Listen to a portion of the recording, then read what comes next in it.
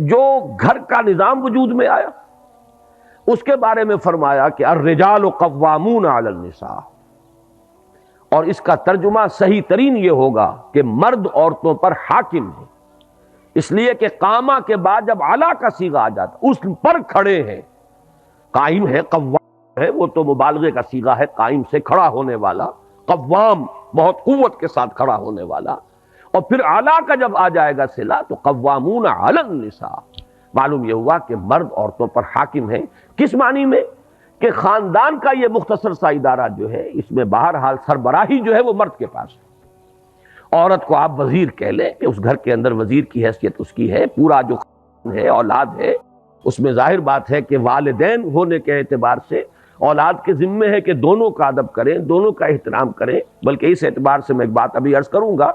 کہ وہ جو کسر کا جبر ہے اس میں شریعت نے عورت کا حق زیادہ کر دیا، جہاں قانونی طور پر کمی رکھی کہ مرد کو طلاق کا اختیار ہے عورت کو نہیں، خاندان کی سربراہی مرد کی ہے عورت کی نہیں، وہاں اب اس تلافی جو کی گئی ہے، اس کسر کا جبر جو کیا گیا ہے وہ اس والدین کے حقوق میں سے مثلا قرآن مجید میں اگرچہ متعدد مقامات پر 4 مقامات میرے سامنے موجود ہیں اس وقت جن میں اللہ تعالیٰ کے حق کے فوراً بعد والدین کے حق کا ذکر ہے، وَقَضَىٰ رَبُّكَ أَلَّا تَعْبُدُوا إِلَّا إِيَّاهُ وَبِالْوَالِدَيْنِ إِحْسَانًا، لیکن 2 مقامات ایسے ہیں کہ جن میں خاص طور پر ماؤں کا ذکر کیا گیا ہے، حَمَلَتْهُ أُمُّهُ وَهْنًا عَلَىٰ وَهْنٍ وَفِصَالُهُ فِي عَامَيْنِ أَنِ اشْكُرْ لِي وَلِوَالِدَيْكَ، اور اسی کی وضاحت ہمیں مل گئی حدیث نبوی میں کہ حضور سے ایک صحابی نے پوچھا کہ میرے حسن سلوک کا سب سے بڑھ کر مستحق کون ہے؟ آپ نے فرمایا تمہاری والدہ، کے بعد کون؟ پھر فرمایا تمہاری والدہ، تیسری مرتبہ پوچھا پھر کون؟ پھر فرمایا تمہاری والدہ، چوتھی مرتبہ پوچھنے پر فرمایا کہ تمہارے والد۔ معلوم یہ ہوا کہ 3 گنا حق ہے ماں کا باپ کے مقابلے میں، ادب، احترام اور اس دلجوئی، اس کے اعتبار سے گویا کہ یہ وہ کسر کا جبر ہو رہا ہے کہ قانونی اعتبار سے اگر وہاں کوئی کمی تھی تو اس اعتبار سے اس کی تلافی کر دی۔ یہی وجہ ہے کہ آپ دیکھتے ہیں کہ حدیث نبوی میں علی صاحب الصلاۃ والسلام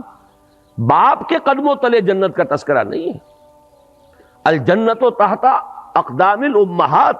جنت جو ہے وہ ماؤں کے قدموں تلے ہے، اس کو بھی آپ اسی کے حوالے سے سمجھ لیجیے۔ یہ وہی توازن پیدا کیا جا رہا ہے۔ اسی توازن کی ایک اور شکل ہے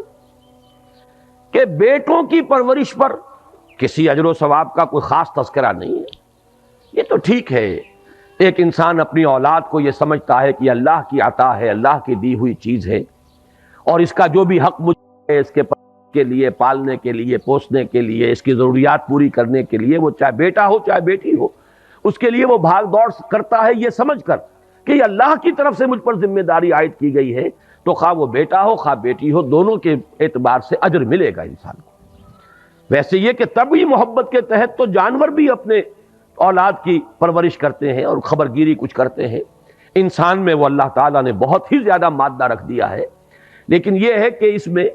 اگر انسان یہ سمجھ کر کر رہا ہو کہ یہ در حقیقت اللہ کی عائد شدہ فرض ہے مجھ پر جو میں ادا کر رہا ہوں، یہ اللہ کی امانت ہے میرے پاس۔